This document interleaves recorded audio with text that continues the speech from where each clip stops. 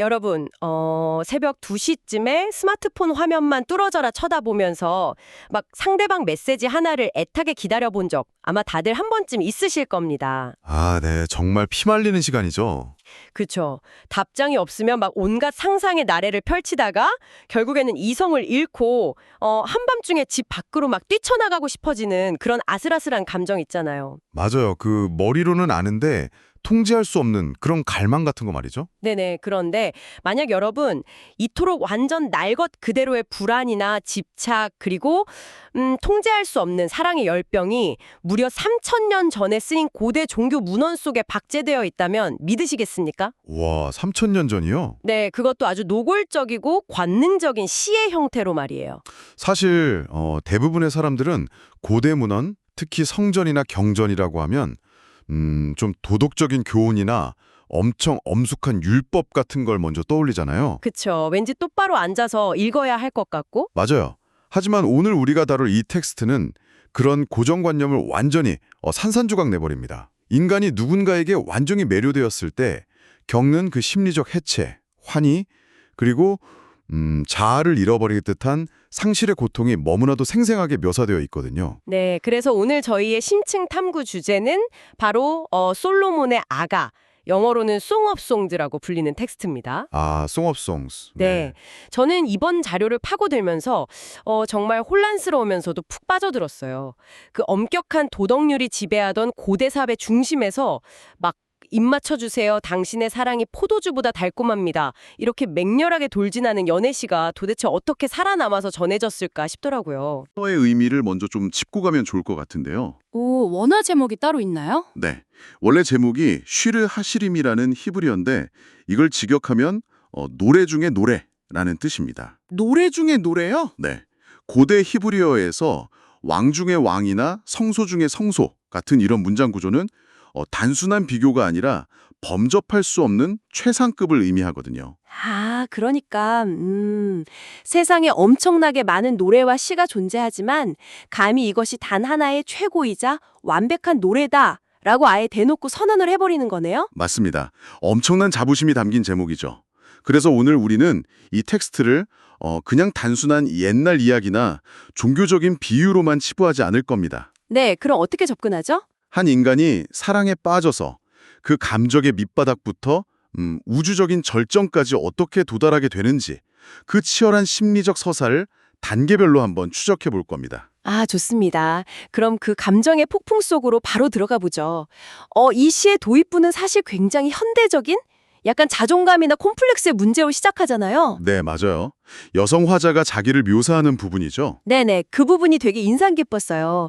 계달의 장막처럼 거무나 아름답다. 이렇게 말하거든요. 여기서 계달의 장막이라는 건 당시 유목민들이 쓰던 염소떨로 만든 아주 검고 거친 텐트를 말합니다. 아, 텐트요. 그럼 피부가 그렇게 탔다는 뜻인가요? 그렇죠. 화자는 뜨거운 태양 아래에서 막 강제로 포도원 노동을 하느라 피부가 거칠게 탄 상태였어요. 당대 귀족 여인들의 그 희고 고운 피부와는 거리가 멀었던 거죠. 향해서 완전히 무너져 내리는 취약함이 숨어 있더라고요. 맞아요. 사랑함으로 병이 났다. 이런 상사병 고백도 하잖아요.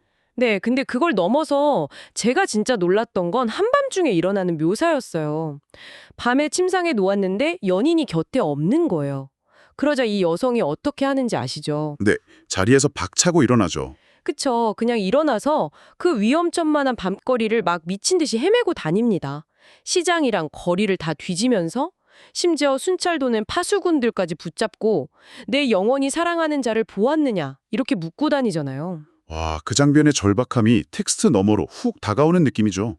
아, 근데 솔직히 말해서요. 저는 이 부분을 읽으면서 와, 로맨틱하다라기보다는 약간 소름이 돋았거든요. 왜요? 너무 집착 같아서요? 네네. 현대 사회에서 만약 제 친구가 막 썸 타는 만자한테 연락이 안 온다고 새벽 3시에 거리를 쏟아다니면서 경찰들한테 그 사람 못 봤냐고 묻고 다닌다고 상상해 보세요. 아, 상상만 해도 피곤하네요. 그쵸. 저는 당장 그 친구한테 선 그으라고 너 지금 당장 심리 상담부터 받아보라고 할 것 같거든요. 이거 진짜 사랑의 열정 맞나요? 아니면 건강하지 못한 집착 아닌가요? 하하. 현대 심리학이나 연애 코칭 관점에서 보면 확실히 레드 플래그가 크게 켜지는 엄청 위험한 경계상실의 상태가 맞습니다. 그쵸, 완전 적신호잖아요. 네. 하지만 문학적이고 예술적인 장치로서 이 장면이 왜 위대한지를 봐야 하거든요. 이 고대 시에는 사랑이 어떻게 인간의 합리적인 자아를 완전히 해체해버리는지 그걸 보여주고 싶었던 겁니다. 아, 합리성을 완전히 잃어버리는 그 상태 자체를 묘사한 거군요. 맞아요. 사랑에 빠지면 체면이나 안전, 또 사회적 지위 같은 그런 이성적인 방어 기제가 전부 무용지물이 된다는 걸 가장 극단적인 행동으로 묘사한 거죠. 게다가 여기서 흥미로운 건 이 직후에 등장하는 다른 장면과의 대비입니다. 오, 어떤 대비가 나오나요? 바로 뒤이어서 아주 화려한 솔로몬 왕의 가마 행렬이 묘사되거든요. 이스라엘 최고 용사 60명이 막 칼을 차고 호위하고 은기둥의 금바닥, 그리고 자색 방석으로 꾸며진 그야말로 절대 권력과 불의 상징이 등장합니다. 와, 잠깐만요. 그러니까 한쪽에는 흙먼지를 뒤집어 쓰고 밤거리를 헤매는 맨발의 여성이 있고 다른 한쪽에는 완벽하게 통제되고 무장한 그 화려한 왕의 행렬이 등장하는 거군요. 정확합니다. 아주 극명한 시각적 대비죠. 독자는 이걸 보면서 깨닫게 되는 거예요. 왕의 권력과 무력으로 철통같이 호위받는 그 화려함보다 아무런 방어막 없이 상처받을 위험을 무릅쓰고 어둠 속을 달리는 그 연약하고 날것 그대로의 열정이 훨씬 더 압도적이고 경이롭다는 걸요. 와, 권력보다 더 강력한 취약함이라니 진짜 멋진 해석이네요. 그렇게 막 애가 타던 두 사람은 결국 만나게 되잖아요. 그리고 서로의 아름다움을 막 찬양하기 시작하는데 이때 시선이 인간 사회에서 대자연으로 확 넓어지더라고요. 네, 자연의 은유가 쏟아지는 승의 단계로 넘어가는 거죠. 겨울이 지나고 꽃이 피는 봄, 백향목, 잣나무, 모략이나 유양 같은 아주 귀한 식물들의 이미지가 폭포수처럼 쏟아집니다. 그게 참 독특했어요. 네, 이 텍스트의 독특한 지점이 바로 그겁니다. 내면에 갇혀있던 그 애틋한 감정이 밖으로 팡 터져 나오면서 대자연의 생명력을 언어로 싹 빌려오는 거거든요. 아, 감정이 자연으로 확장되는 거군요. 근데 그 자연의 비유 중에서 사실 현대인인 우리가 들으면 약간 이게 진짜 칭찬이 맞나 싶어서 고개가 갸우뚱해지는 구절들이 꽤 있어요. 예를 들면 어떤 부분이죠? 예를 들어서 연인의 눈을 계속 막 비둘기 같다고 묘사하잖아요. 비둘기 같은 눈. 이게 평화로워 보여서 그런 건가요? 아니면 원래 비둘기가 눈이 좀 예쁜가요? 그 부분은 조류의 해부학적 생태를 이해해야 진짜 의미가 풀리는 아주 재밌는 대목입니다. 오, 새 생태학이요? 네, 비둘기는 시야가 좀 좁고 초점을 맞추는 방식이 되게 특이하거든요. 그래서 한 번에 오직 한 곳, 특히 자기 짝만을 아주 뚫어져라 응시하는 습성을 가지고 있습니다. 시선을 막 양옆으로 굴리면서 주변을 탐색하지 않는 거죠. 아, 곁눈질을 안 하는군요. 네, 그러니까 여기서 비둘기 같은 눈이라는 건 그냥 너의 눈동자가 예쁘다, 이런 1차원적인 칭찬이 아니에요. 세상에 수많은 사람도 있고 화려한 유혹들도 있지만 내 눈에는 오직 당신 한 사람만 보이고 내 모든 시선은 오직 당신에게만 고정되어 있다, 이런 뜻입니다. 와, 완전 로맨틱하네요. 네, 현대적인 개념으로 치자면 그 완벽한 절대적 몰입, undivided attention을 말하는 거죠. 와, 막 팝업 광고 뜨고 쇼폼 영상 넘기고 수백 개의 알림이 막 쏟아지는 요즘 같은 시대에 다른데 한눈 팔지 않고 오직 나만 응시해주는 시선이라니 이거 지금 시대에 들으니까 오히려 더 희귀하고 낭만적인 은유로 다가오네요. 그렇죠.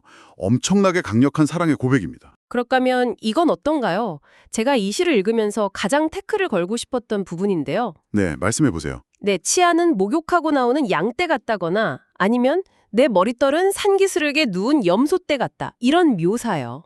양떼와 염소떼. 솔직히 분위기 되게 좋은 레스토랑에서 막 애인이 제 이를 빤히 보더니 와, 자기 치아는 방금 샤워하고 나온 양떼 같아. 이러면 분위기가 완전 확 깨질 것 같거든요. 무슨 코믹물도 아니고 말이죠. 하하, 현대 도시에 막 빌딩 숲에서 살고 있는 우리에겐 너무나 자연스럽고 당연한 반응이죠. 칭찬으로 안 들리잖아요? 네, 전혀 안 들려요. 약간 당황스러울 것 같아요. 하지만 이 시가 쓰였던 고대의 농경 그리고 유목사회로 한번 들어가 보죠. 그 시대 사람들의 삶을 지탱하는 가장 중요한 가치가 과연 무엇이었을까요? 먹고 사는 문제니까 역시 농사 잘 되고 가축들 잘 크는 거 아니었을까요? 맞습니다. 바로 흠없는 가축의 번식력 그리고 자연의 풍요로움이었습니다. 아, 생존이랑 완전 직결된 문제였겠네요. 그렇죠. 이빨이 하나도 빠지지 않고 튼튼하며 또 털을 깎기 위해서 맑은 물에 아주 깨끗하게 씻겨나온 양떼, 게다가 쌍둥이를 낳을 정도로 젖을 듬뿍 먹으면 가축의 이미지는요. 그 사회가 상상할 수 있는 가장 완벽하고 결핍이 없는 생명력의 절정이었습니다. 와, 생명력의 절정? 네, 다시 말해서 연인의 외모가 단 한 점의 그늘도 없이 아주 꽉 찬 생명력으로 빛나고 있다는 경이로움을 그렇게 표현한 거죠. 그 시대에 바칠 수 있는 정말 최고의 찬사였습니다. 아, 시대적 맥락을 입히니까 시가 진짜 완전히 다르게 보이네요. 농경사회의 완전한 뷰티 스탠다드였던 거군요. 네, 맞아요. 완벽한 아름다움의 상징이죠. 그런데 이렇게 아름답고 막 완벽해 보이는 두 사람의 동산에 아주 불길하고 묘한 상징이 하나 딱 등장하더라고요. 우리를 위하여 여우, 곧 포도원을 허는 작은 여우를 잡으라, 이 구절이죠. 아, 네. 아주 중요한 구절입니다. 저는 이 작은 여우가 진짜 소름 돋을 정도로 예리하고 날카로운 은유라고 생각했어요. 저도 전적으로 동의합니다. 이 아가서 전체를 통틀어서 관계의 본질을 가장 예리하게 꿰뚫어 본 심리 묘사라고 할 수 있죠. 흔히 우리는 인간관계가 아주 거대한 폭풍 때문에 무너진다고 생각하잖아요. 네네. 뭐 예를 들어 엄청난 배신이나 아니면 아주 치명적인 거짓말 같은 거요. 드라마에서는 다 그렇게 관계가 파탄나니까요. 하지만 현실의 사랑을 서서히 병들게 하고 그 포도원의 뿌리를 갉아먹는 건 그런 거창한 것들이 아닙니다. 눈치채기조차 힘든 아주 사소한 오해, 혹은 피곤하다는 핑계로 무심코 던진 날선 말투, 그런 것들이죠. 아, 맞아요. 일상에서 진짜 자주 일어나는 일이죠. 네. 또 찰나의 가벼운 무례함이나 현대 심리학에서 말하는 미세한 공격성, 마이크로 어그레션 같은 것들입니다. 처음엔 그냥 작고 귀여운 여우 한 마리 같아서 에이 뭐 이 정도야 하고 방치하지만 어느새 포도원 전체를 폐허로 만들어버리거든요. 와, 굳이 말로 꺼내서 따지자니 약간 내가 속 좁은 사람이 되는 것 같고, 그렇다고 또 그냥 넘어가자니 가슴에 막 생채개가 남는 딱 그런 묘한 순간들이군요. 정확합니다. 그게 바로 작은 여우죠. 그런데 이런 외부의 작은 여우들을 잘 막아낸다고 해도 결국 관계의 더 큰 위기는 생각지도 못한 내면에서 터져 나오지 않습니까?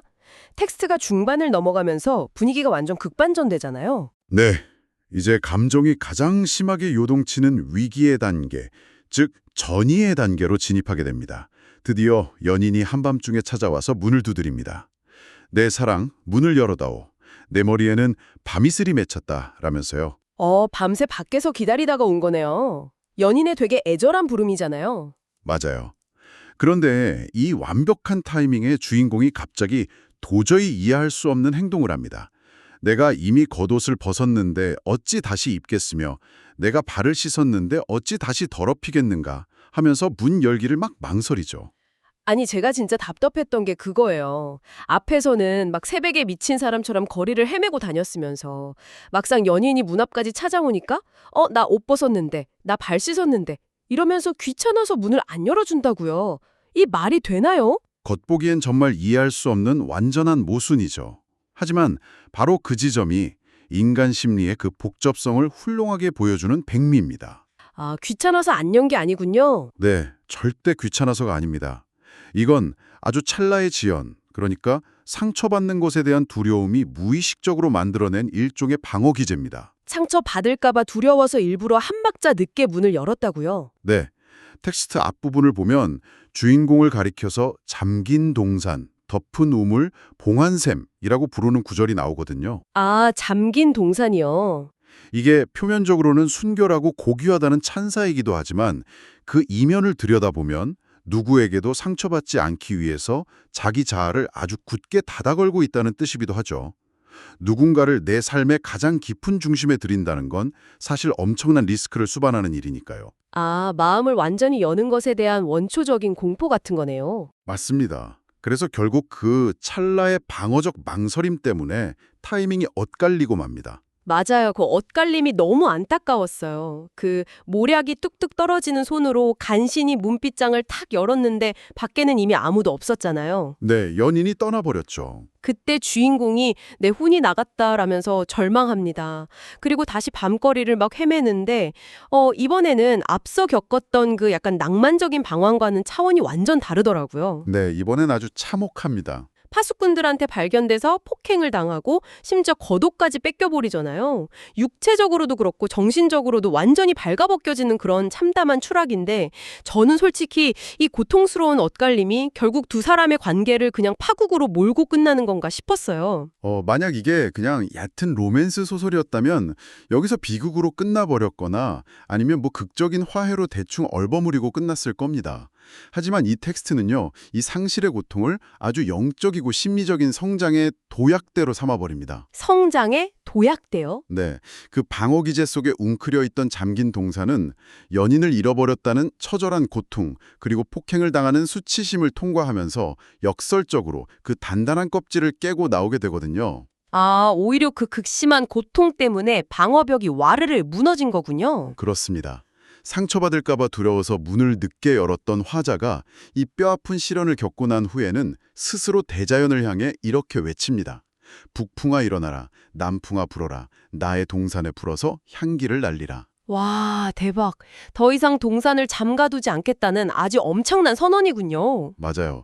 바람이 몰아쳐서 내 마음을 전부 다 헤집어 놓더라도 내가 기꺼이 개방하겠다는 거죠. 진짜 대단하네요. 네, 사랑이라는 감정이 그저 타인의 침입을 두려워하던 수동적인 상태에서 벗어나서 내 모든 것을 무방비로 내어주면서도 절대 꺾이지 않는 아주 주체적이고 역동적인 자아로 완성되는 순간입니다. 와, 정말 감탄이 나오네요.